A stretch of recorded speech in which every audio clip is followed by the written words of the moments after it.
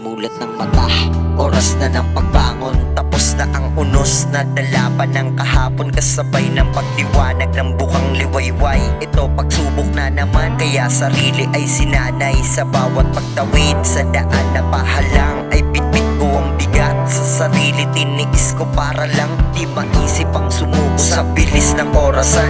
Palubog na ang liwanag ng di ko na mamalayan. Pagtapos ng lahat, handa na ang sarili na tanggapin at harapin ang mga problema. Gaano man kabigat ang aking mga pasanin, ay tuloy pa rin sa pagkapang habang ako'y sa mga bitbit na katingala.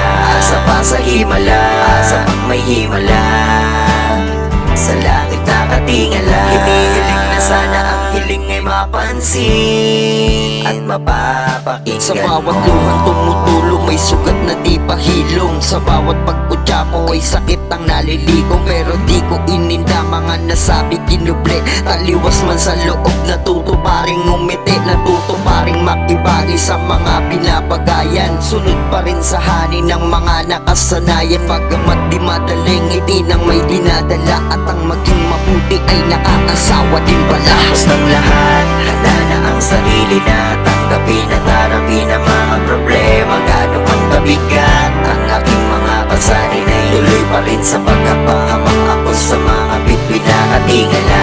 Asa pa sa himala, asa pang may himala, sa langit na katingala. Hinihiling na sana ang hiling ay mapansin at mapapakinggan. Ilang beses na dapa, ilang beses nang natalo, ilang beses nang naluha sa hangad ko na mabago ang palarang nakaguhit sa magkabila ang palad. Gagawa ng kabutihan, di naman din pinapalad.